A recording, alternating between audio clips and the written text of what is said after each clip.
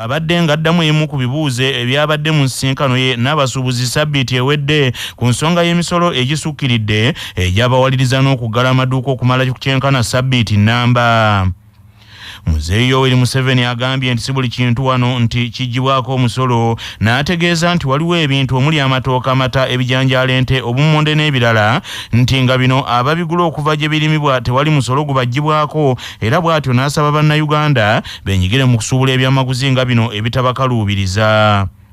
Museveni annyonnyodde nti tewali ssente yonna eggyibwa ku bantu abatwala ebyamaguzi ekika kino e Bulaaya nga byongeddwako omutindo oba nedda, ne yeebuuza bannayuganda ekibagaana okukulembeza bino ne beesiba ku ebyo ebibakaluubiriza. President Museveni agambye nti omusolo bagujja ku bintu okuli emmotoka, engoye, omwenge wamu n'ebyokwejala ebirala kubanga bino nti binywa bunywi bannayuganda nga bibanuunamu omusaayi, so Uganda tebigyongerako. Museveni amaliriza ng'asaba bannayuganda naddala abasuubuzi bettanira obusuubuzi obutabanyigiriza. Ekitongole ekirungamya ebigenda ku mpewo ez'emikutu gy'ebyempuliziganya ekya Uganda Communications Commission kiwadde amagezi abawaabi bulijjo okubanga n'obujulizi obumalira ddala obulungi mu misango egikwata ku bubbi obuyita mu nkola endigito nga babadde bagitutte mu mbuga ez'amateeka.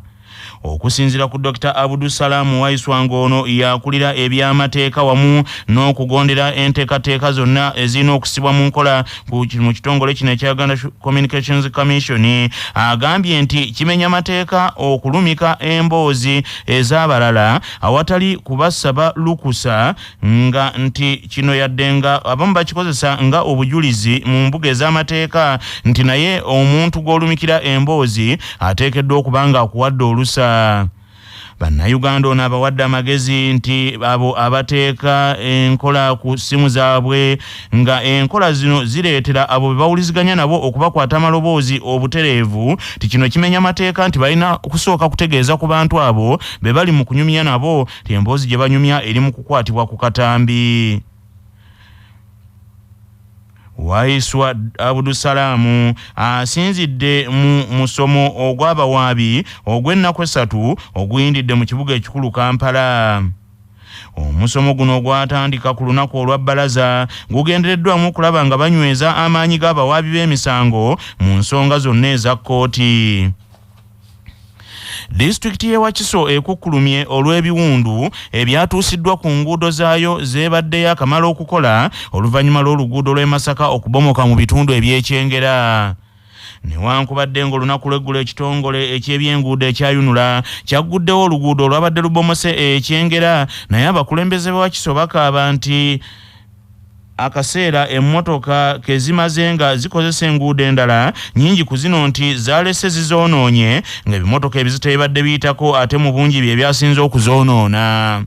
Abakulembeze b'e Wakiso nga balambudde enguudo zino basanze enguudo okuli Nsangi Buloba, Kitemu Nakasozi ne Buddo Kikajjo, saako Maya Nakawuka ne Nabingo Kyengera ne Nebalamye Mayanja n'endala nga zonna zoonooneddwa.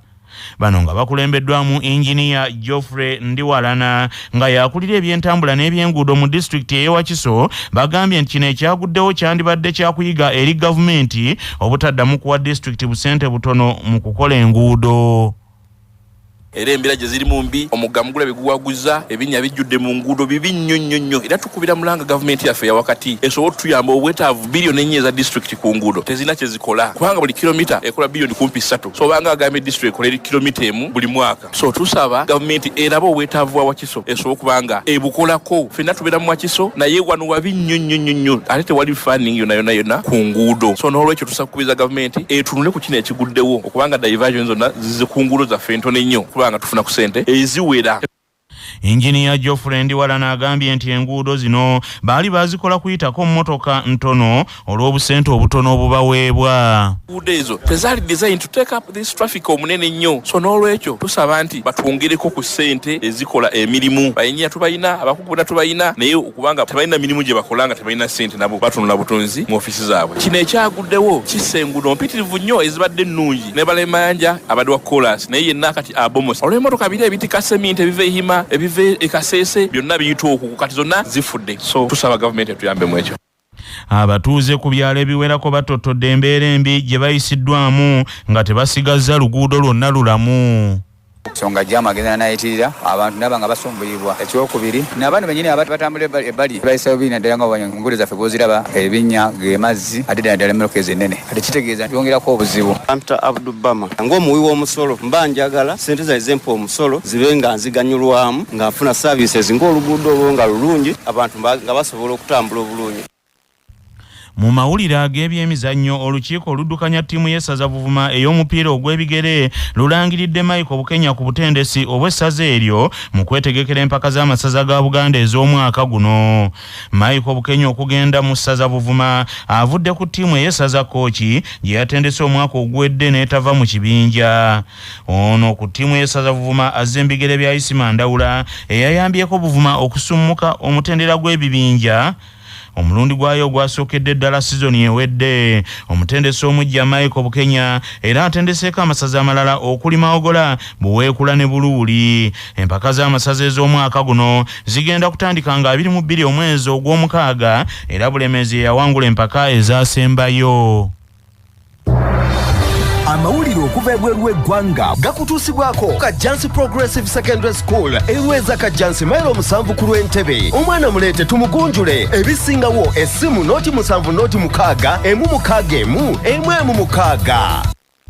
Oludda oluvuganya gavumenti ya Kenya olukulirwa Babati nga Agwambo Raila Amolo Odinga lwagala wabeewo okunoonyereza okw'olwatuuka benje akatuze General Francis Ogola abadde omuduumizi w'amagye ga Kenya nga kasse n'abantu abalala 9.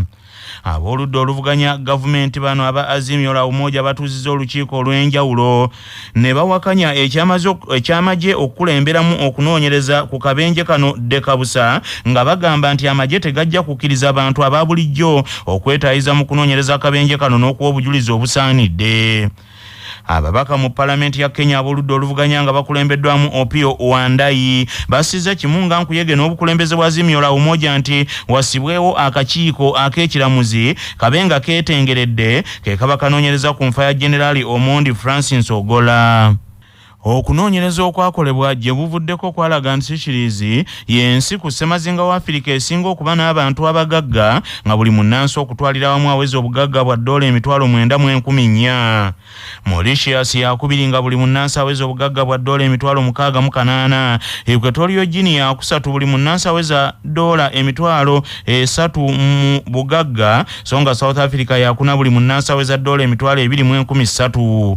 Tunisia yakutaano buli munnansi aweza $2,100 so nga Uganda ya 30 nga buli munnansi abalibwa nti aweza $2,700 bwe bagatta obugagga bw'abantu bonna ne babugabanyaamu abo abaweza emyaka 18 mu kunoonyereza kuno okwanuddwa ku mukutu ogwa Wikipedia. Bannaffe amawulire ag'essaawa eno bwe gatyo bwe gagenze